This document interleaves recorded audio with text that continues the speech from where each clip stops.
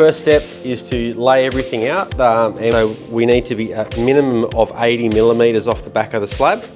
This just makes sure that we've got enough room for our insulation and our render off the back here. This is our first step, to lay out the insulation floor bricks to the back.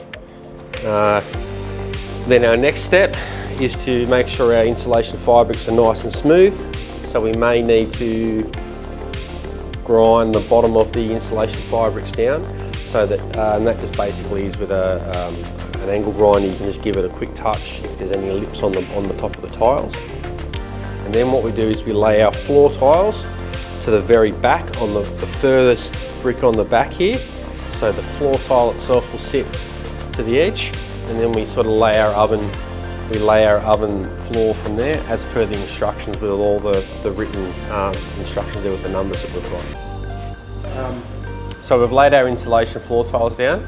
So what we need to do now is make sure they're nice and flush with the edge of the oven tiles, so that when we actually build the chamber and put the insulation over the top, it's nice and flush and there's no bulges on the bottom.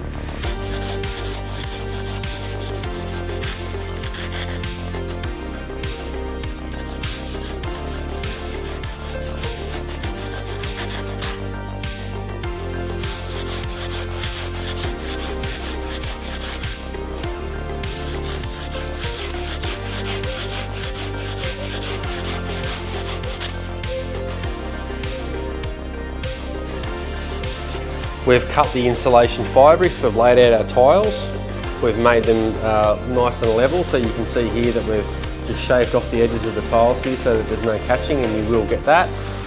So we now have a beautiful, nice, clean floor that has no catches on the bottom of the tile there, so when you put your tool in, your pizza tool in, or your pan, nothing catches on the floor. Now what we do is we don't actually mortar any of the floor down or any mortar in the joints. So when you are cooking and you throw your oily food in there and your timber and everything in the ash, all that ash and all that oil will actually fall in between these joints here and create a beautiful expansion joint, a natural expansion joint. There's absolutely no need to mortar any of these floor tiles down. So they're an 18mm template, and they interlock, and they just go into the center of the oven here. So we build our little structure like this. It sits in the center. We put that in there, and then the next is we're going to put our second layer of our interlocking templates in. And we're going to go in like this to the center, and then we're going to put our two other bits on top here, which gives us our height. Then we have our grooves that actually all the fins will interlock into to give us our structure. So these are the struts that go inside the template here. Now these just literally just lock in here, and they sit there, and then the oven shape will actually go, or the oven bricks will go over the top here, and that will actually form the oven itself, and everything interlocks. And then when we're finished, we pull the middle template out, and then everything will drop. And then basically we're left with a beautiful inside with the borderless oven on the inside.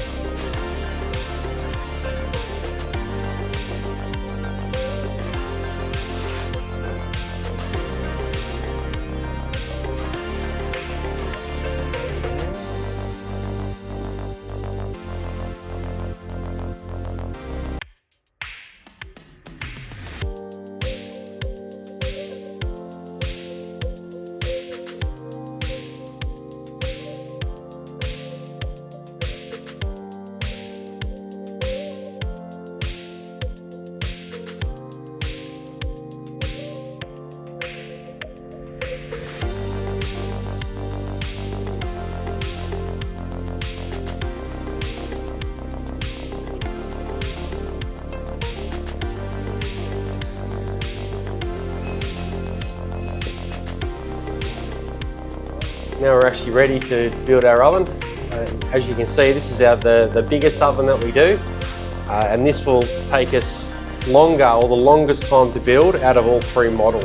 And as you can see, there's probably a good 15 minutes even by myself to build this oven but keep in mind that I know what I'm doing, and if you follow the instructions you should be able to know. And each brick is numbered, so you'll know which one goes on each layer as you go around. See, they're all numbered.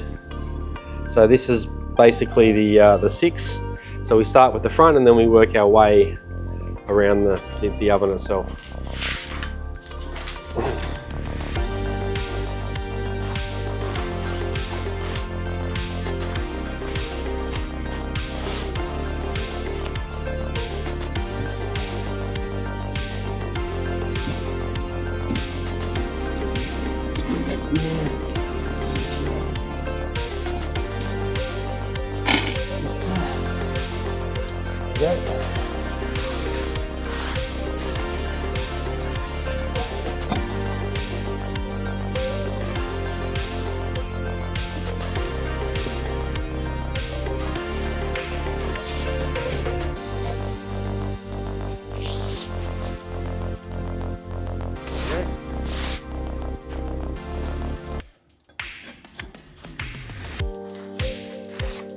No mortar in the joints, obviously, till after.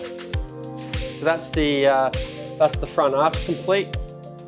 So we have the left and the right arch complete. And now from now on, what we do is to start to building the chamber.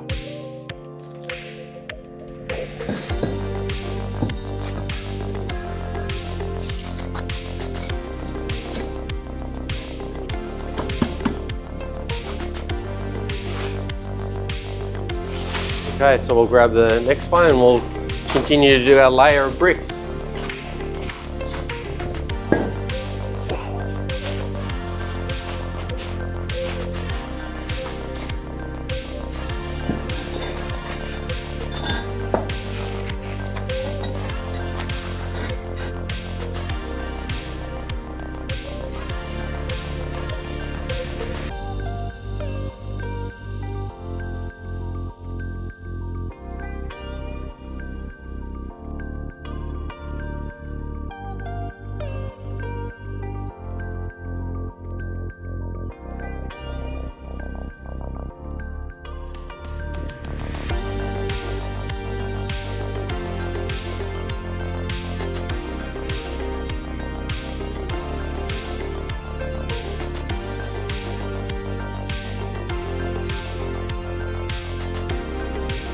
The last brick going in on the first layer. This is how easy they are just to slot in. As you can see, besides that little gap in the front here, everything is millimetre perfect in building this oven. So this is why it's mortarless. So we'll just have a little bit of mortar in the back end. We'll fill that joint in just to be sure. So we'll go ahead and put the second layer on now, and you'll see how she goes together so easily. So far I'm not even 10 minutes into the build and I've already completed the front arch and the first layer.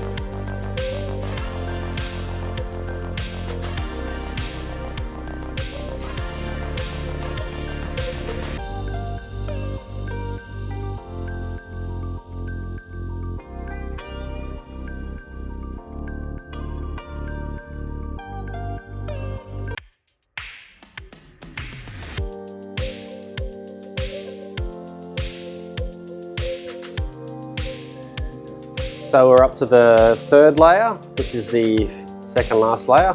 And as you can see, all the bricks are placed in there. This has taken us about 15 minutes to complete this job. And keep in mind, this is our actual biggest oven in our range. So 15 minutes to complete this one. Our smaller ones will take a lot less. So we're about to put the final raising on the third course, and then we're about to put the plug in, And then we're about to mortar the oven itself, just in the joints on the outside here, just to make sure everything's all nice and neat and clean, so there's no heat escaping at all.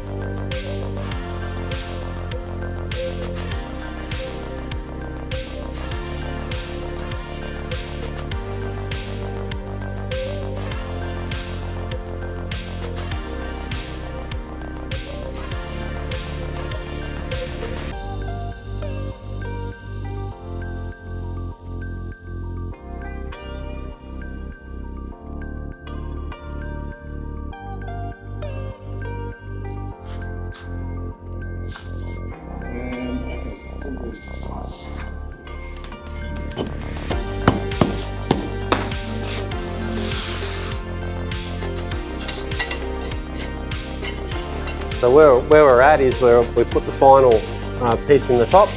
You can see all our pieces are all lined up in here and beautifully set. So now what we want to do is you just want to fill any of these joints in that we're a little bit of a gap in here. We're going to fill some mortar in here, and then after we put the mortar in and it starts to harden, probably 5 minutes, we'll pull these templates out, and then we've got basically our chamber, our structure ready to go.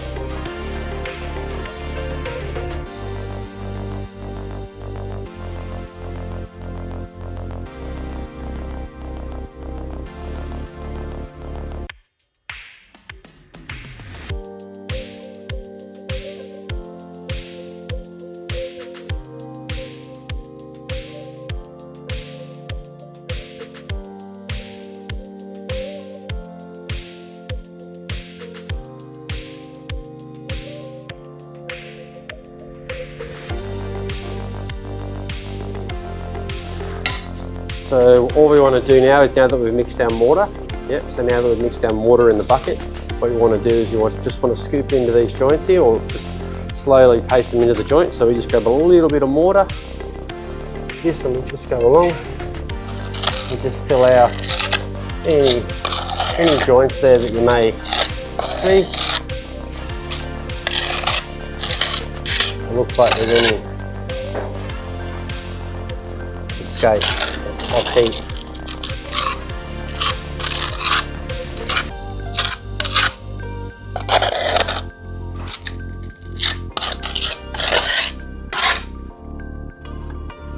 Tell me all that again.